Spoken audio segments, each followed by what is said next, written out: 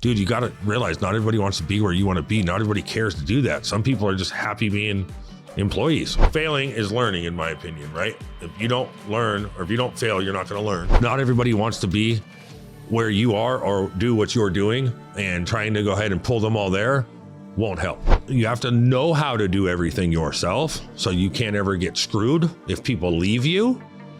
But you should focus on what your strengths are, and you should hire in for the other people that know how to do that stuff better. I don't care. I feel like the more haters you have, if you don't have haters, you're not doing something right. That's a straight fact. If you want to go fast, go alone. If you want to go far, go together. Hi, and welcome to the Key Concepts Podcast. Today's guest is someone who is an entrepreneur, and they didn't just build a business, they rebuilt themselves. They walked away from old habits, old circles, and a version of themselves that no longer served them. Dylan Dudley, the co-owner of All American Junk Removal and Demolition, and the co-founder of BizLink Alliance. Dylan, thank you so much for being with us today. Hey, how you doing, Corey? I'm doing good, man. I appreciate you. Before we get into it, we asked that the last guest leave a question for the next guest, and the question left for you is, in your opinion, what is the best way to uplift others? I would go off and say, if you can go ahead and make others smile by doing so with that one right there, I mean, it's always an uplifting thing. Make people laugh, be funny, maybe just smile at them, or even just give them a good idea that can go ahead and help put them forward. A lot of people sometimes get so stuck, and I mean, me too. I'll go ahead and I overthink. And so that one right there, it helps me be like, oh, this doesn't work, that doesn't work. When it's really like, hey, dude, what about moving this just a little bit, like a carburetor on an old school, and oh wow, look at that, it fires perfect now. So sometimes people just need that little bit of push, a little bit of smile, a little bit of a hug, whatever it may be in life, and it can push them forward. It sounds like it's just being a kind person with a little bit of genuinity. You know what I mean? There's so many things, there's so much hustle. So a little bit of kindness goes a long way. And a smile is a perfect way to get everybody's day going. Yeah. It's contagious. So that's a great way to uplift others and add a little joy to their life, regardless of what's going on. If you could give me an overview of the All American Junk Removal and Demolition, as well as BizLink Alliance, because these are the two kind of businesses that you co-founded and co-own. So what is each one? What does it do? What is it about? I was working for a buddy, great guy and stuff, but I was doing heavy manual labor. And I was like, hey, is there any way you can get another guy with me or something of the nature? And he's like, no, I can't. So I had the neighborhood dad say, hey man, why don't you start your own thing? I'll go ahead and help you out, and I'll get you a trailer for it. So went ahead and did that, started doing my own thing. And as I've started to do these clean outs from full homes and stuff, I've noticed like there's a lot of good stuff. And with that being said, I mean, just last week I had a lady that had called and she was like, hey, I got some stuff. I see that you guys donate, you guys repurpose and give back. I was like, actually, we're giving back to a yard sale coming up soon that helps out Cleaning for a Reason and Jake's Journey Home. So Bright and Sparkly Cleaning, she went ahead and was posted for it, asked me to bring some stuff. So I went ahead and brought stuff over to her, and she's like, oh my gosh, you got all this stuff? There was a PS4 there.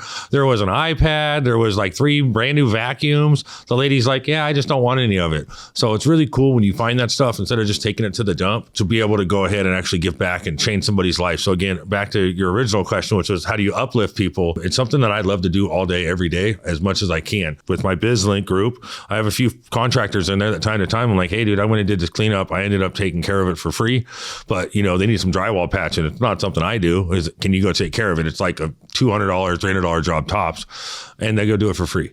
And later date, I want to go renovate a house or build people homes and furnish them for them and do it all through the power of people. Yeah, it's honestly a great way to give back to the community. You're now started your junk removal demolition business, and as you come across things that can be repurposed, you're giving back to the nonprofits and to the community and helping others and uplifting others, which is awesome.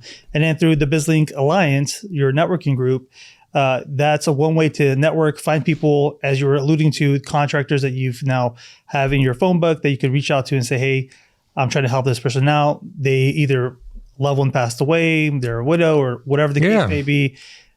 You're pulling in some favor debt and having them come help out and just kind of bless that person who's going through a tough time. But life wasn't always like this. I mean, I was going through your social media and I came across one of your posts where you were talking about where you were younger, you were partying, you were addicted to alcohol and so on and so forth.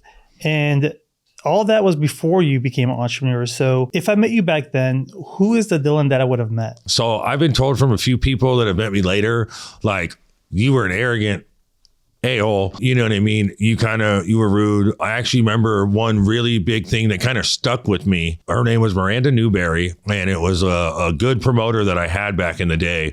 That was Ricardo Gonzalez, right? I still chat time to time. He's a great entrepreneur now. He was leaving to go on a journey. He just backpacking to like New Mexico, to Arizona, to the mountains, everything. And I was like, with nothing, literally just bus ticket to bus ticket, maybe $300 and just figure it out, dude. He was gone for like 6 months, maybe a year. It was a long time ago, but she's like, dude, you always think about yourself. You go ahead and you pay people for the promoting and stuff like that right there, but you never care about people. All you care about is the party and building it out.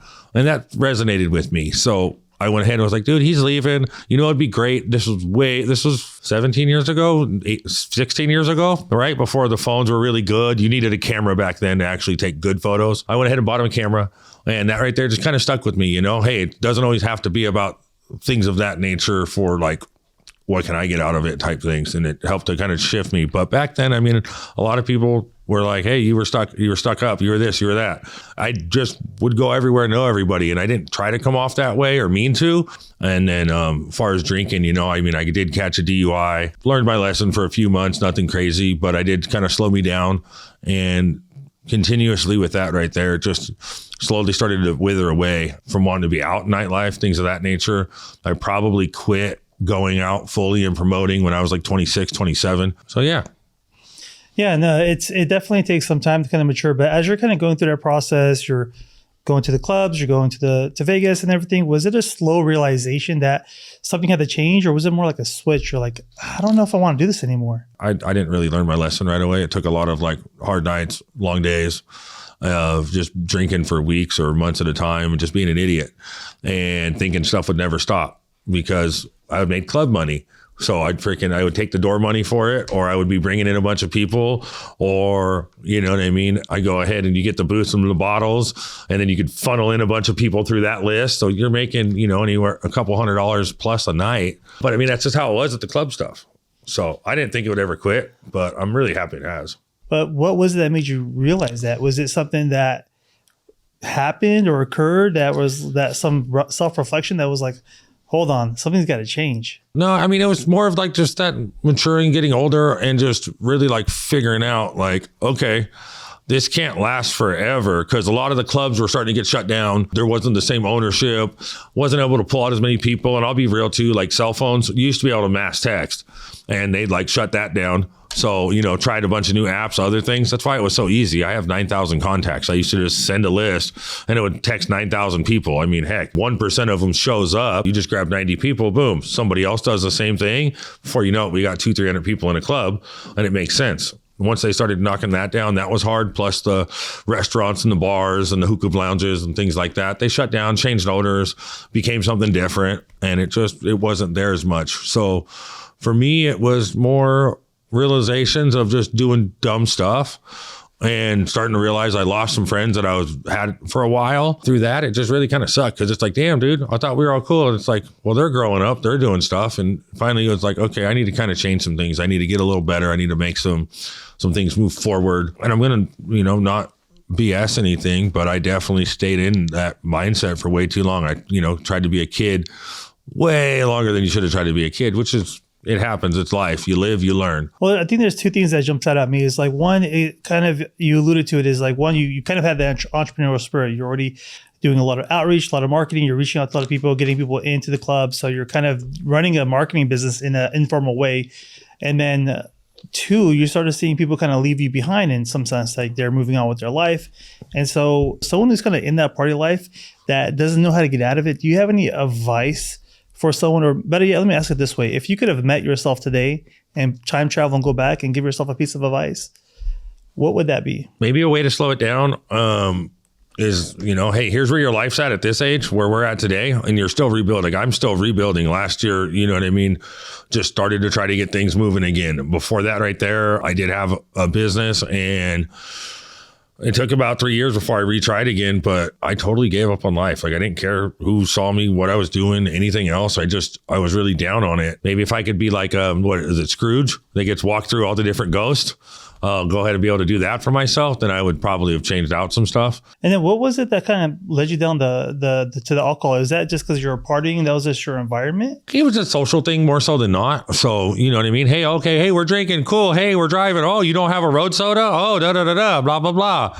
You know? And I mean, nowadays, like, I wouldn't even think on it if I was a kid with it. I mean, hell, there's cameras everywhere, all the stuff.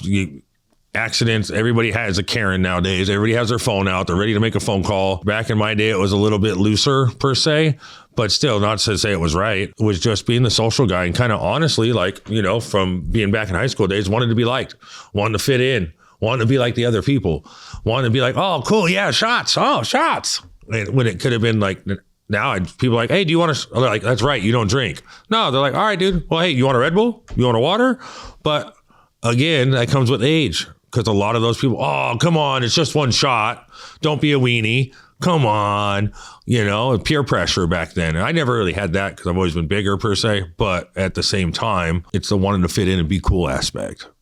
That was definitely it. Yeah, and I think a lot of people kind of fall into that trap is they kind of want to fit in. They kind of want to do what the social crowd is doing. And you blink and it's 10 years later and the future you is kind of relying on the current you to kind of set yourself up for success. And sometimes it's difficult. You do learn the hard way, and it is what it is. When you started getting out of the club scene, the partying, the alcohol and everything, were there setbacks? Were there challenges?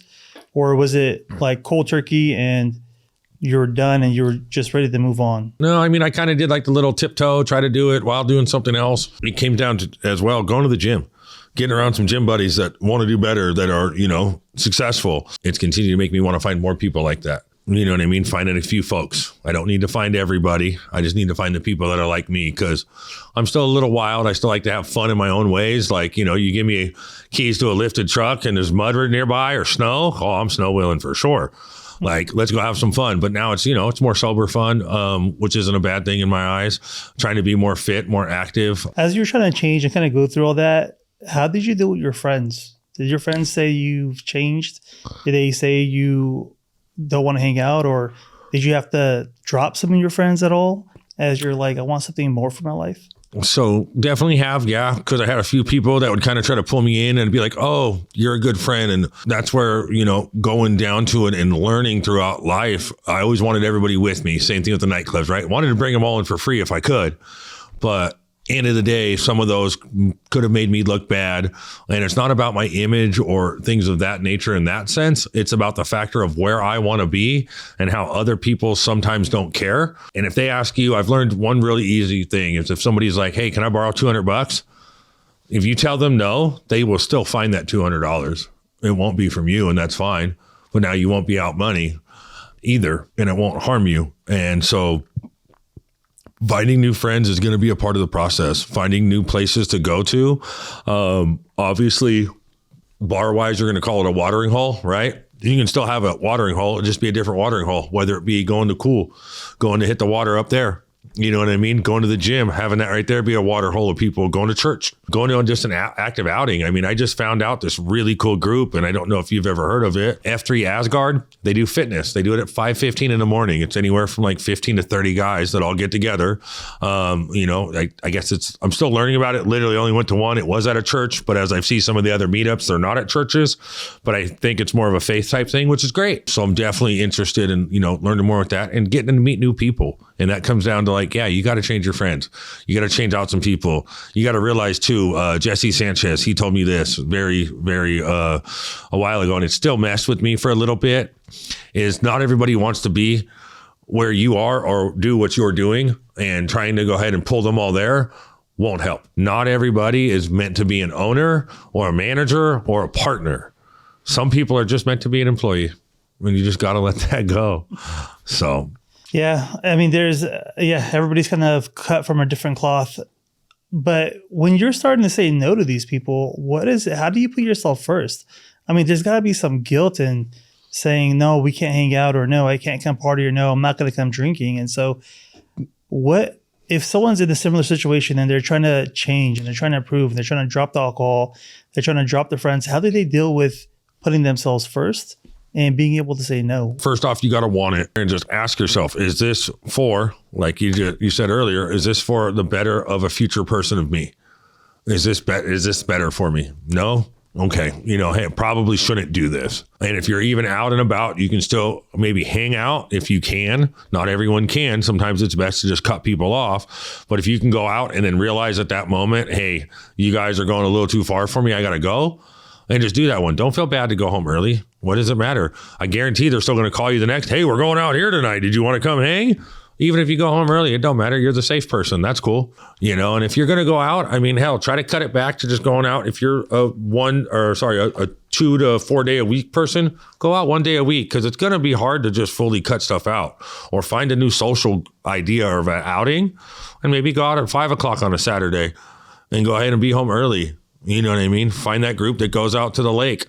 You might still drink. You might have little fumbles, but ideally try to tone it down. Instead of drinking a whole handle, go down to drinking, hey, I'll have a shot or two, and just realize you don't have to have a buzz to have fun. If someone's kind of in that mindset right now and they want to change, they have to just, one, want it, and two, they have to kind of set up the environment to succeed. Part of that could be finding friends that they can rely on and help motivate them and keep them accountable. And maybe that first step is just reaching out to someone saying, hey, I need help. Can you be my accountability partner? And can I reach out to you whenever I'm hesitating on making a decision? Well, with saying that right there too, just for anybody here watching, if you guys need anybody, go ahead, feel free to reach out to me. The only thing I won't do, I'll give you anywhere from 2 to 5 chances. But if you continue to have the same fall, you're not ready, and that's fine. But I'm always willing to help people. So if anybody's interested and wants to reach out to me, follow me on the socials, whatever, feel free to reach out. I'll meet up, grab coffee. We can go meet at the gym. That's always my favorite place. Hey, let's go hit the gym. What time? 5:30 in the morning. And that way right there, I can go ahead and try to help people. For me, it's hitting the gym helps to calm the mind, helps to give you focus, and helps to release some stress, allows you to decompress. Also, it helps with your depression as well. So by doing that right there, it definitely helps to get you into little small changes. It doesn't happen overnight. It is a pain in the butt. It's not always fun to get up at 4:45, 4:30 to be able to hit the gym at 5:30 in the morning every day. I don't do it all the time. I'm trying to go ahead and get better and be more consistent. So it's not perfect. So don't feel like you have to go ahead and go every single day. But if you don't go at all and you go 2 days a week, awesome. It's better than not going at all. If you go 1 day a week, still go for 15 to 30 minutes, and then slowly the next one, go another day. You just have to, like Ed Milet says, it's just one more day. Yeah, 1 day at a time. I mean, half the battle is just getting there. The rest of it will happen. Whether you're there for 15 minutes or an hour, you're there. So that's still a win. Drive to the parking lot. That's it. Sit at the parking lot at least. You'll go in sooner or later. As you're like now, leaving the party scene, starting your businesses, and sometimes you get in your own way. So did you ever have that internal chatter that kind of like demoralizes you and says you're not good enough? And how do you deal with that? Yeah, no, that's the overthinking. And that's just, again, that comes back to once you go ahead and figure out you want to change, is to figure out that, you got to find those right friends and those right people around you that can bring you up, because there's going to be days when you have bad days. And also too, I'll be super real. So I'll go out, and if I've just had hit after hit after hit for the day, or maybe that week, I'm going to go take a half hour, 45 minute, maybe an hour nap. I don't know, but I'm going to go nap and just relax and decompress and go ahead and wake up and be like, okay, how can I tackle this? How can I handle this? For me, I used to always like to do the easiest problems first.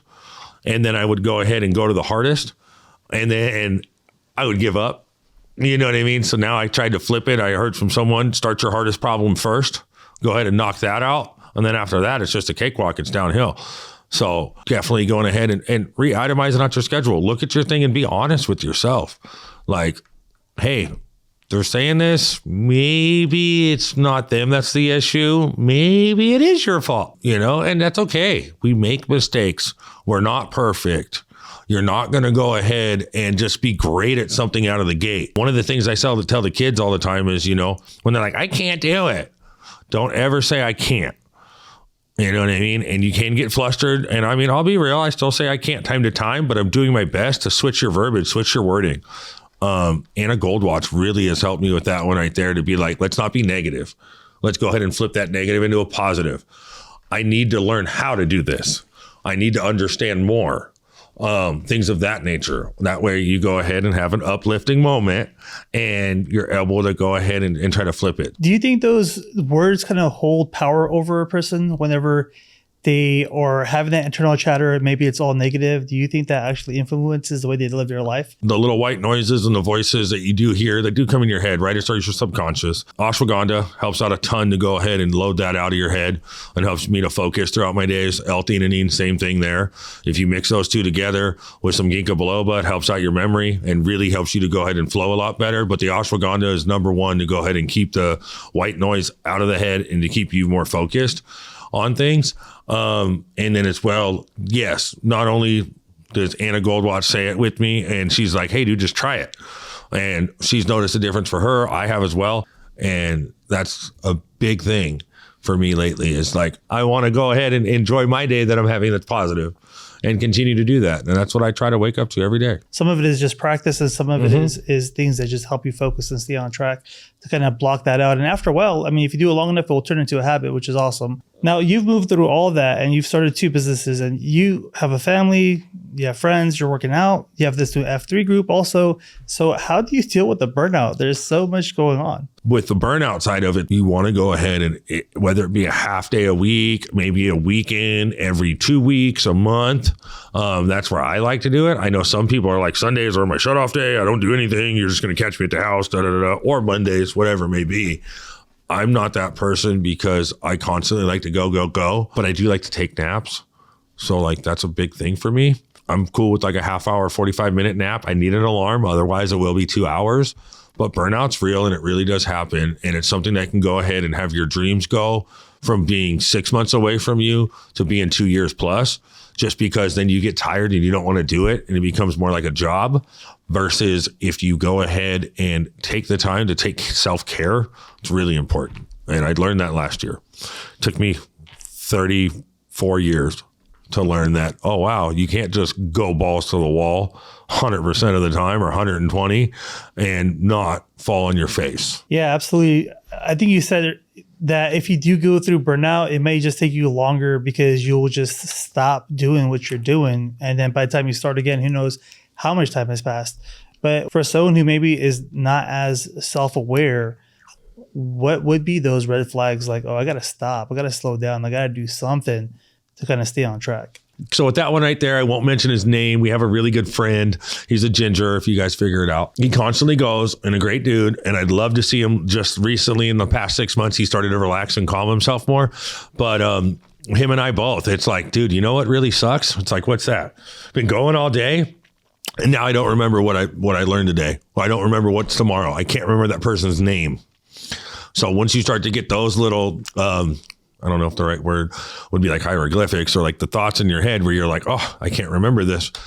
You need to go ahead and take a step back because your brain, you know what I mean, needs the processing power, needs water, needs nutrients, and needs sleep so that you can go ahead and remember things. That's one of my deals when I'm like, man, what did I do with my keys? I can't find my keys. What did I do with because I'm just ding, hyper mode. And it really starts to screw you up because your brain can't go ahead and catch up with it. So sometimes you just need to realize, pay attention to yourself, pay attention to your surroundings on things. You know, if you're starting to get memory loss per se, or maybe things aren't making sense and you can't remember, was that yesterday or was that 2 days ago? Bro, that was last week. Oh, things of that nature. To go ahead and slow down, maybe take a day or two off. Honestly, the world's not going to stop. As long as you don't have a job or work to actually do, don't go out with friends. Just stay in and sleep, veg and watch TV, relax, or maybe you go to a spa. Maybe you just go to a hike and just do something peaceful and get some rest back. But it's hard slowing down when you're building. I mean, you're building junk removal and demolition. You got to market. You got to be on the socials. You got to do content creation. And so was there ever a time you're like, man, I just want to give up? And how do you push through that? Same way that I stay sober. You know what I mean? All I got to do is make it one more day. And I really stole that from Ed Milet. And then I just saw him at Life Surge. You know what I mean? And Jessie, she didn't feel too good that day.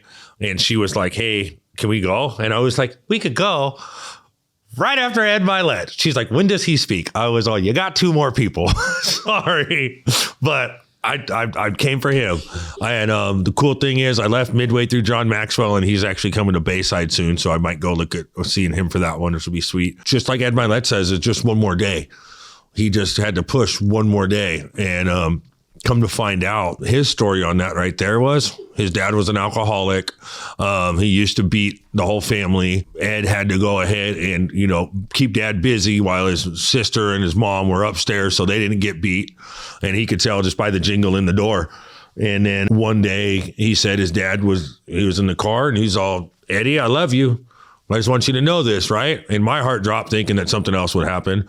And he's all, I'm doing this for you. And he went ahead and got sober. And all he had to do was just make it one more day. And that, kind of resonates with me on it. It's a real big thing. All you got to do is just go, hey, you're having a bad day? Just make it one more day. It'll get better. And if that's a bad day, just make it one more day. It will get better. It takes time. Things don't happen overnight. Yeah, no, that's a good point. I mean, time is the best medicine almost in some situations. And one more day for those people that are struggling, are feeling burnout, are ready to give up on their dreams, their entrepreneurial journeys as they're kind of hustling. They're up late nights where no one's looking. Just one more day and they can try again. And you alluded to this earlier, is like, you like to uplift people. You like to be very community driven. So what's your why? What's your purpose that drives you day in and day out? I like to see people happy. That's why I wanted to do the house parties. That's why I used to invite everybody. That's why we used to go 50 cars deep to house parties back in the day. Like if I got a house party address, man, 300 people had it. You know what I mean? We used to come deep to parties, but it was to see everybody happy and the joy. So I don't know if you've seen that one kid online, and I can't remember his name, not because I haven't been sleeping lately, but because I stopped watching him as much. But the guy that just goes around and gives people money, like, hey, you want to hit my pinata for $5? And they're like, no. And then the person doesn't, and there's 10 grand. You know what I mean? So for me, that's one where like, I would love to be that guy. Just helping people, seeing them smile, helping the people down with their last luck, to go ahead and just, that's my why with it, is I like to go ahead and see others happy and excited, almost so much to where if I can't make somebody happy, it makes me sad. So I want to see their life change from somebody that, gets paid like crap, and they've been paid like that for the past 5 years when they should have had a raise in this economy and they haven't. And being able to get them to do their own business, or being able to get them to have side work, or being able to get them to realize, hey, maybe that job's not good for you. Let's look for something else and go ahead and grow. And that's one of my biggest flaws too, is like my one buddy, Jesse Sanchez, said. He told me, dude, you got to realize not everybody wants to be where you want to be. Not everybody cares to do that. Some people are just happy being employees, let's say. You know what I mean? That's the employee mindset of life. They don't want to do more. They're content with what they have. Because I'm that pusher. You get around me and you don't like going to the gym, but you want to go to the gym, I'll be outside your front door. If I have a way to get into your house, I'll be throwing you clothes and we'll be pulling you into the car. Like, let's go. Let's make this happen. If you want it, let's make you succeed. And that one right there is my why. And it's also somewhat my demise on things, is I care more to push other people than I care to push myself sometimes. And that's why it comes back to finding a positive circle. That's like, hey, didn't you say you were going to do this last week? Holding people accountable. Is that desire to help people come from, did you not have that yourself growing up? Did someone kind of provide or give you something that kind of stuck with you? Like, wow, this is awesome. This feeling, this emotion, or whatever that was, where someone helped you out. You're like, I need to do more of that. That now has turned into your why. Where does that come from? No, to be honest, I was a spoiled kid. I got everything and anything I ever wanted. Didn't matter. Whether it be from clothes, maybe didn't get the right car that I wanted, but I wasn't the best kid at that time. And that was after the economy crash in 2008, to be honest. But before that, I mean, my dad gave me everything. I was literally a spoiled brat. My mom, same thing. I'd want to go ahead and want a new video game and she'd get it for me. She did try to discipline me on it, right? And I realized too, both of them come from 5+ kid families. And, back then when you had those big families, you didn't really have it. So they gave me everything I could think of. And I really appreciate that. Almost to the point where I didn't respect anything, where I didn't care. Oh, well, I broke that cell phone. My dad will go get me a new one. But I don't know where it came from. I just know it makes me happy to see others happy. It makes me happy to give them more. I mean, even as a kid, I used to be like, oh, here, I have $20. Well, I don't have lunch money. Here's my $20. I'll figure it out. I think it's because I always had it there that I don't really care, that I just want to see others happy no matter what it takes. It could go ahead and put me out, but I want to see them get what they need and what they deserve. And the sad thing is too, I do it for damn near everybody. I don't always get to know people, and I've started to do that more recently in the past few years. Jesse's really been on me like, hey, you realize that person has the money to do that, right? Or you realize the person knows so-and-so already. They're just using you. So getting to find out how other people are, their whys, their wants, how they reflect. Like you and I have even talked on it, you know what I mean? A faith-driven kind of mindset. And those are the people that I've gravitated towards, is people that care and want to push others around them forward, that also want to push others, and that we go ahead and help each other, and we give knowledge and education to one another without trying to charge for it. You know, I think that's really positive. And one thing with you too, sorry, Corey, got to highlight you out as well, is that you always want to see your people around you succeed, to where you're like, hey, it's like, hey, I can get you into this concert. You know what I mean? It's for this, right? No, I'll pay for it. I'll support your cause. I'll support what you're doing. And I really love that about you. I think it's awesome that you're just such a humbled human being, to go ahead and just realize like, hey, it does come out of somebody's pocket somewhere. You know what I mean? Okay, I'll take the free soda maybe, but hey, it was $25 to get in. Here's the $25. I don't want a discount. So learning to get around those people really helps in life. And yeah, just for me, I don't know. I just want to help people. I like it. It makes me feel good. Yeah, it's definitely, I don't know. There's something about serving that goes a long way. If I kind of assess this conversation, it's like you have this heart to help people. And so through the demolition and junk removal business that you started, that's one way you could give back. You're like, let me go all in on my strengths. Now, BizLink Alliance networking group, it's the same thing. You're connecting people with other business owners, and you're helping iron sharpen iron, or businesses help other businesses. Did you knowingly do that, or was that just by accident that you kind of gravitated to these two businesses that you're just like, this is just going to work? So the junk removal one kind of fell in my lap, right? Didn't expect that. And I didn't realize what I could do with it at first. I was just like, oh, cool, I can pick up trash. Oh, this sounds dumb. I'm going to be a trash man, whatever. But you know what I mean? It's started to happen, and that business still is not off the ground at all. Still have a lot to go ahead and get it to move more, which is fine. But it's just, I figured out, you know, through it too, I could also give back and help people. And we didn't make BizLink to really be a business, but we did it for a better way of networking and helping our community. So we just sat down. It was more of a, hey, we should do our own group. Oh, yeah, dude, let's do it. I was like, whoa, wait. I was kidding, Anna. I was totally kidding. And she's like, nah, fool, let's do it. So that one right there just came out of love. And we both say that right there was God's plan to put us together to go ahead and make that happen. And it's continued to open doors. We've continued to have trials and tribulations, but they're all learning lessons and they're blessings to go ahead and move forward. And it's really funny the way that God works for us on that one. But in order to figure it out too, one of the good things that we did through John Pyron was a DISC assessment. And it really put me to where I was at, right? And I was honest when it's like, are you the type of person that can go ahead and wake up every day consistently for a year type thing, right? To be like, no. You know, can I do my best? Yes. So just be honest with it. Realize nobody else is going to see the answers but you.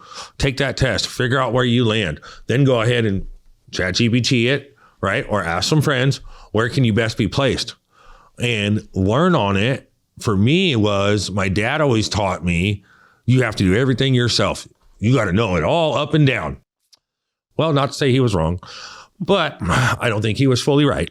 You have to know how to do everything yourself, so you can't ever get screwed if people leave you. But you should focus on what your strengths are, and you should hire in for the other people that know how to do that stuff better. So don't go off and just try to do something because you want to. Take some research, do some looking behind it. But I mean, really to start, all you got to do is, I heard it best from Uplift, very cool company, show that shows all these businesses. And the guy's like, how'd you get started? I just started. I've changed my logo since. You know what I mean? I just started knocking doors to do landscaping. Hey, can I do your door? Can I do your yard? Hey, can I do your yard? Get out there. Keep going. Realize you're going to get kicked in the, you know what, every so often, and it hurts, but you got to keep moving forward. You can fall down as long as you get back up. Yeah. And you kind of alluded to it. It's like you took that DISC assessment, which is like, it sounds like a personality test. It helps identify your strengths, your weaknesses, how you operate the best. And so someone that's kind of going down the entrepreneurial journey or wants to get in the business, maybe that's a good starting point. Is like, how do you identify what you're good at? take those skill sets, apply it to the field in business or even a different career that's going to propel you because things will become more natural. Now, in your sense, you're more of a marketer and you found ways to do that in your own companies, which is like some of the non-fulfilling stuff and then some of the fulfilling stuff. So you found a way to still kind of give back, market, communicate. And that leads me down to this question. And like, what qualities do you think entrepreneurs need to have to be successful in running their own business? Skill set wise on that one right there, I always think everybody is a salesperson, whether you are or you're not personally, and deep down inside you are, whether you're the customer service rep, whether you're the maintenance supervisor, things of that nature, you're selling people on how to go ahead and move to the next deal. Typically a business owner, an entrepreneur, they're at the end of the day going to produce a service or a product. So something you're going to sell one way or another. So I think that those are two good skill sets that entrepreneurs and business owners kind of need to have to kind of be successful. Yeah, because I'll be real. You keep saying I'm good at marketing. I don't know what I'm doing half the time. I go ahead and just have fun. And there's a lot of good stuff that I do that I don't post about because I don't like being like that sellout person. But it really sucks nowadays too, to be honest and transparent on it, is that you have to go ahead and post what you do. You have to showcase the good stuff that you do. People, like to see it. They like to see the family rides and all the other stuff. And it'd be so much nicer to just be private and just not even worry like, hey, yeah, I helped out grandma and went ahead and removed some stuff for her and didn't charge her anything just because she was a nice, sweet lady and, was on their last money, was on this, was on that. Somebody got screwed and just helped them out. You know what I mean? I help out nonprofits all the time to move things. I help out to do just basic little jobs. My least favorite is weed eating. And Sydney from Helping Hands knows that. So every time she gets a job dang near, I get called for it. It's funny. No, but she's been a great person too. A nonprofit that we help out time to time. We'll do little jobs for. That's something that, I don't like to showcase. I really hate showcasing out every little step of the way of things I do, but you have to nowadays too. So marketing wise is just being real. That's what I've learned. And I just try to keep the truth. You know what I mean? And I even show too sometimes when I make mistakes.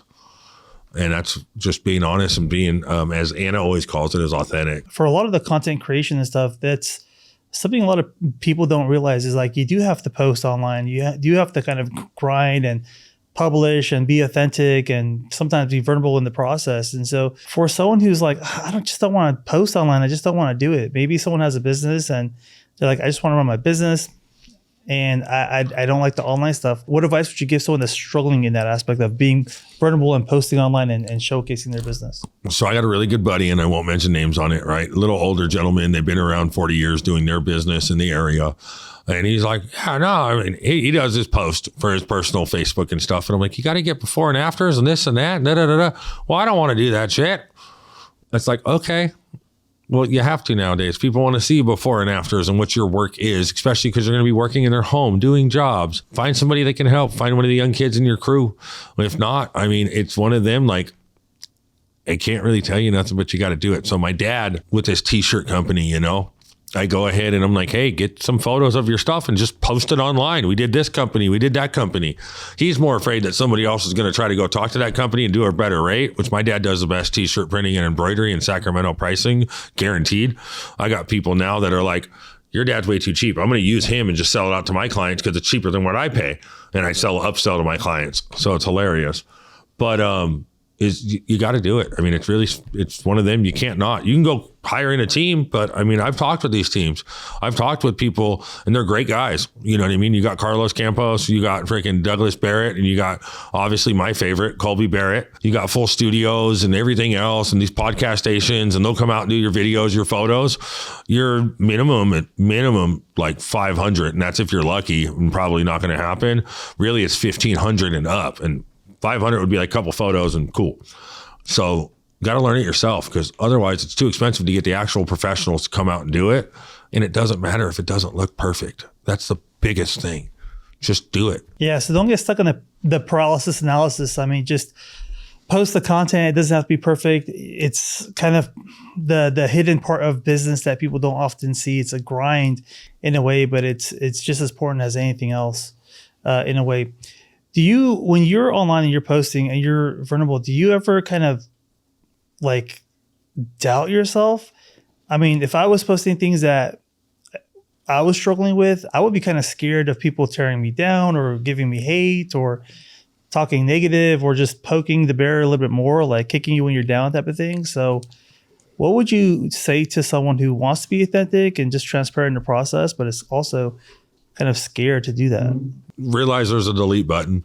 So you can go ahead and do that right out gate, right? You don't need to listen to their BS. There's also a block button too, so they don't need to see your content with it. I don't care. I feel like the more haters you have, if you don't have haters, you're not doing something right. That's a straight fact. But as well is I go ahead and do most 99.5% of my videos are all first time shot. Very seldom do I go ahead and redo it.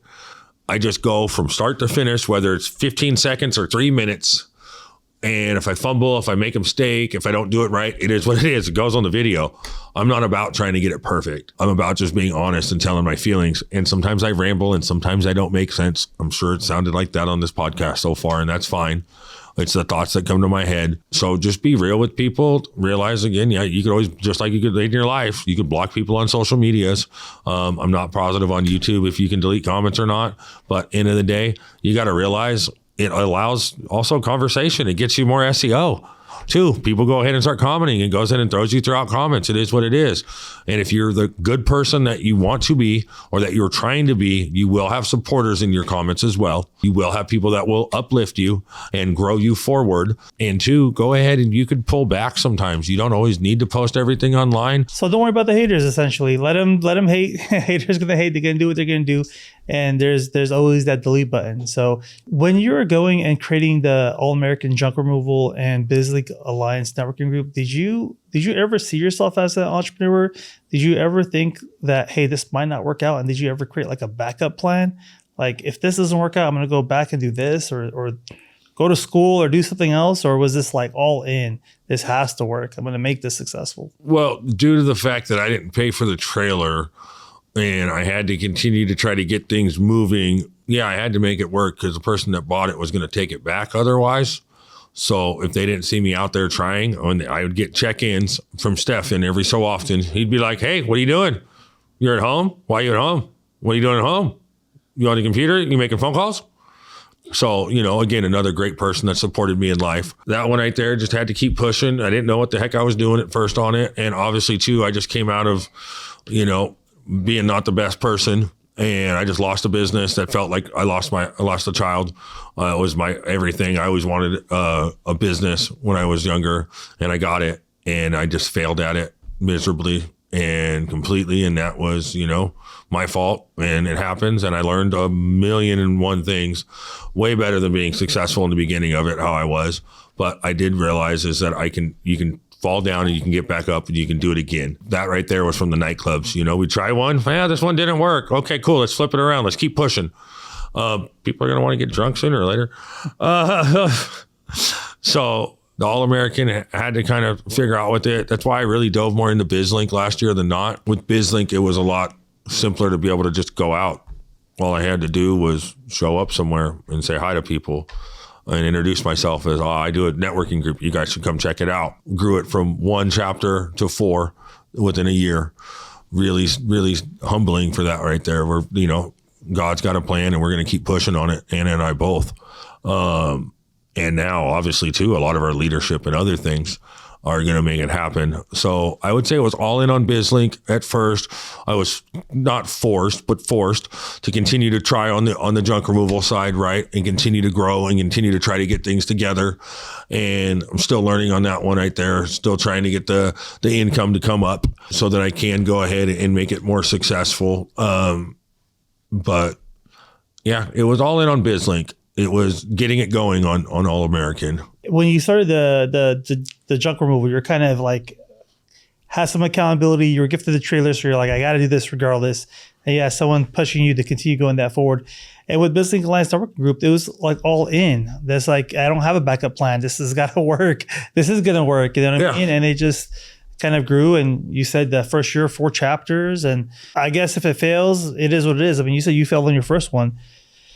And then you did the next one. So what was that first business that you had tried, failed? What did you learn from that? What was the big takeaway that then you applied for your next businesses? It comes down to realizing that the job, whether your business is open Monday to Friday, you have to be open more. You have to be in on it at the first and last to leave on it type setup.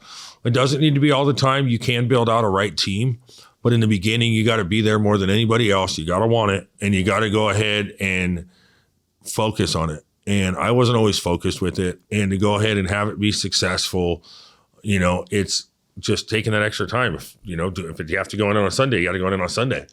Just because you own it doesn't mean that you get the day off.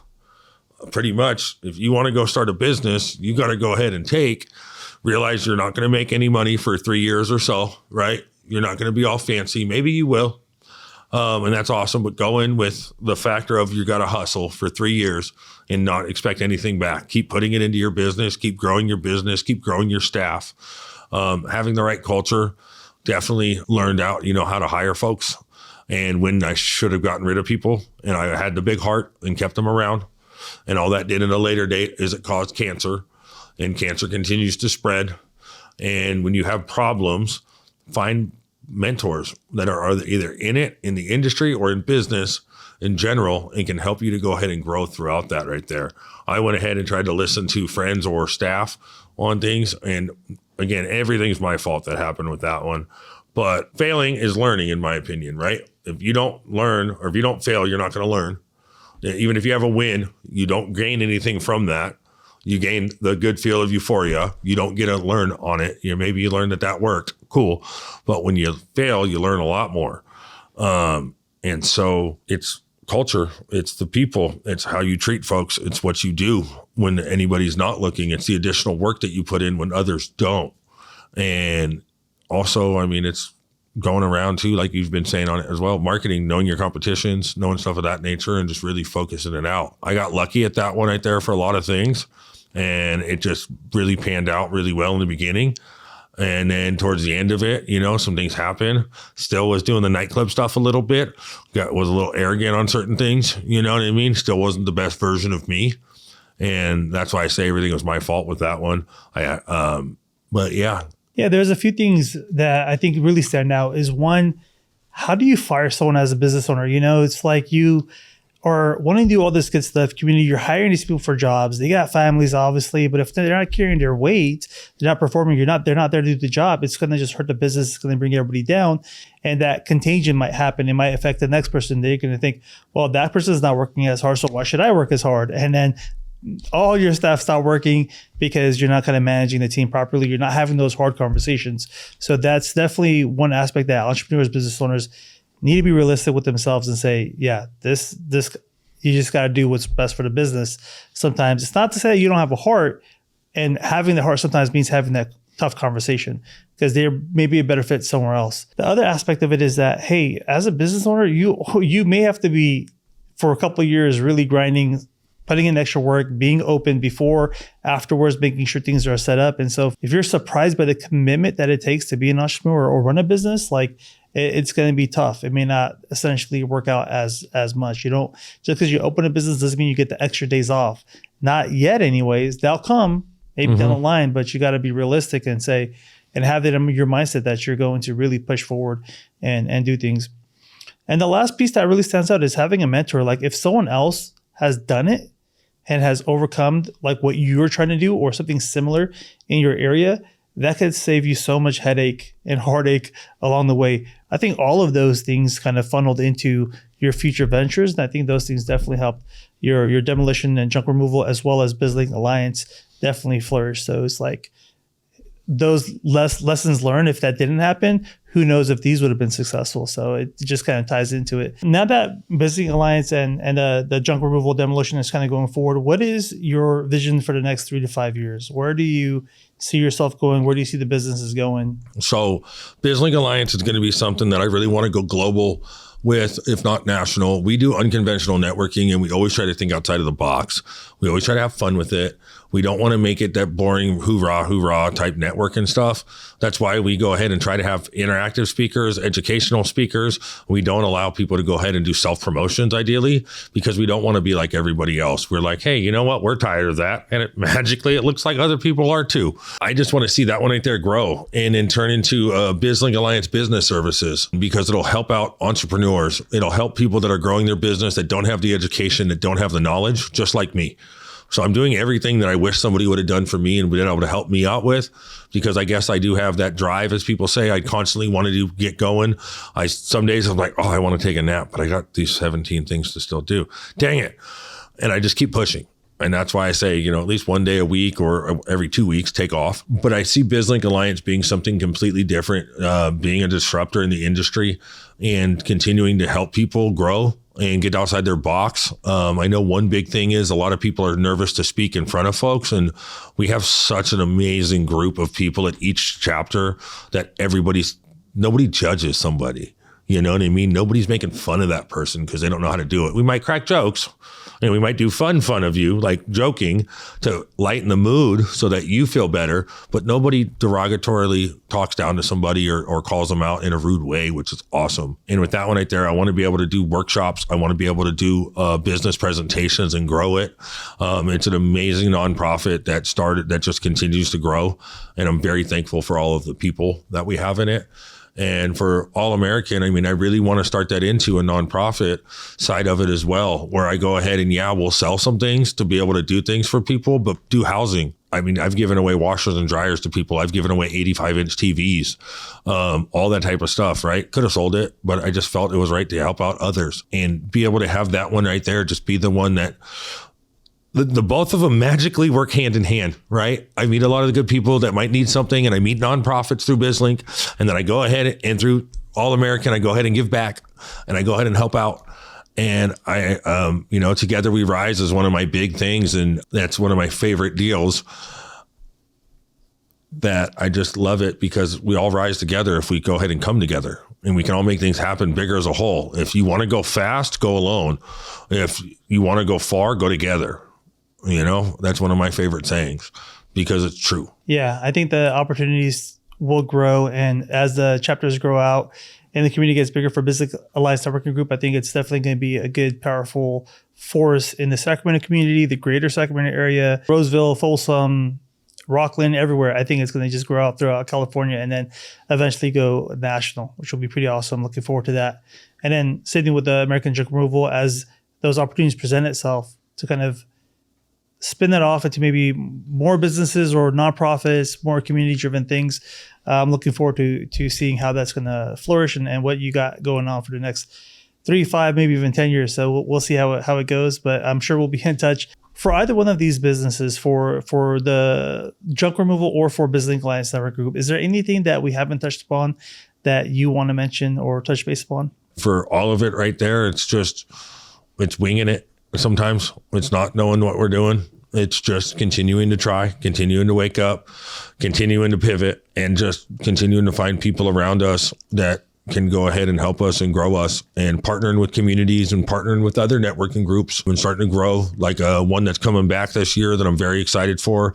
She needed to go ahead and reset up her stuff. Amber Fortier with the Network Society. She's starting back up hers in May. So very happy to see that one. She's a wonderful person to hang out with. And I definitely guarantee we're going to be doing a collaboration event again. But no, just if anybody has any questions, any thoughts, any comments, go ahead and leave a post. Go ahead and share one of these, or just go ahead and give a phone call, ask stuff. Always here to help out, always here to see people do better, and always here to take criticism. I learned I don't always have to agree with it at all. I don't have to agree one bit, but I got to go ahead and at least listen to it. So you got 2 ears and one mouth for a reason.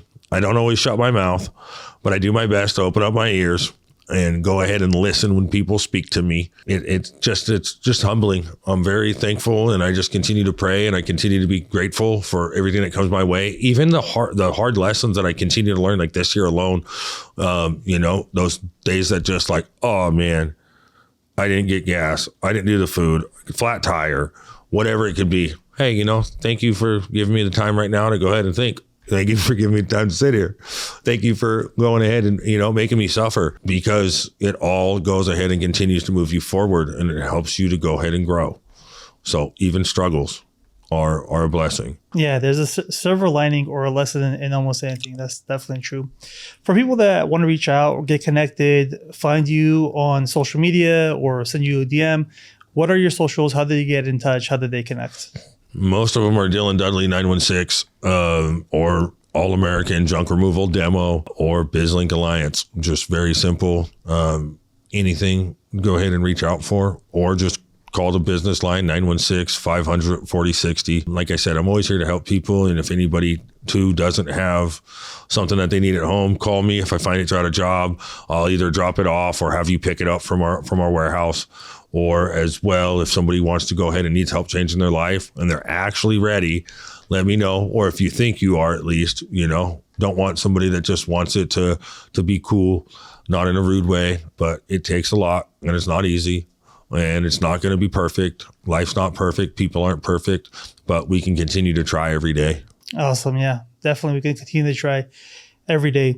Now I'll get the lower thirds. I'll get the pop-ups on the screen as I'm editing this, and I'll put the contact information for you and for your businesses in the description below. For the audio listeners, click into the description to see how to quickly get to the content if you want to reach out.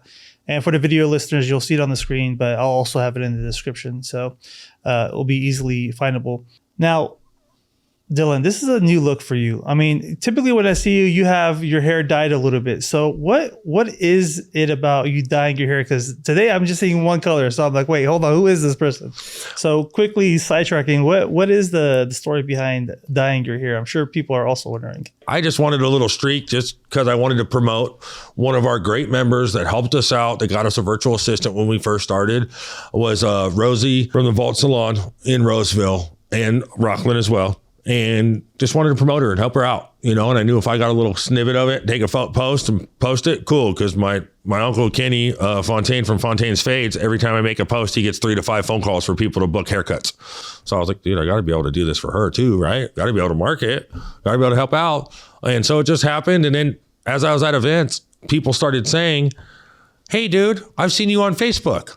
Or on Facebook or another platform, they would go ahead and be like, hey, you were at this event the other day. I remember you because of your hair. So it turned into, well, cool, I should just keep changing the hair color, make this a little different. And that was my marketing idea that I think actually turned out well.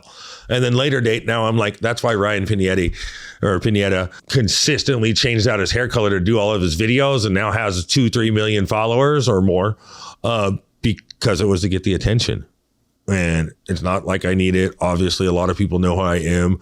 And I guess a lot of people think I'm cooler than I think I am, which is awesome. And thank you. But at the same time, it's just to continue to have people be able to see me out. Like, oh, dude, yeah, hey, you see me with the crazy hair at the event? Just come up and say hi. Don't go ahead and message me on Facebook. I think I saw you tonight. Come and say what's up. Or next time you see me, we can go ahead and interact. And I'll be honest, I know some people don't look like their Facebook photos. So for me, you'd be like, hey, I'm so-and-so. Who? So it's just one of them. Helps out to have people notice me in a crowd, I guess. Yeah, it's a great marketing technique. I know when I'm looking for you, I'm just looking for the hair color. I'm like, where is he at? So it's, I was lost. I was not necessarily lost, but I was trying to navigate to a building once and we were going to the same event. And I was like, wait, I know that guy. And it's because of the hair. I was like, oh, now I know where to go. I was like, I'll just follow him and get to the event that I'm looking for. So it does make you stand out. I think it's fun and it's a good marketing technique. And I think it does make you more memorable and it helps promote your businesses. So that's just like another tip for business owners. Like, is there something that you could do to stand out that will make you memorable so that people will talk about you on the socials or continue talking about you after the event or make you more approachable because they've seen you and they're now seeing you again. And that's the thing that ties it together is like, oh, the hair color. Yeah, I remember. That's going to stick with them after much later and after they leave the event or leave the business or leave your service. Like it's definitely a good tip nonetheless. So that's awesome. Yeah. I mean, people can make fun of it too. It is what it is. Hey, I'm just out here having fun. That's all. Living my best life.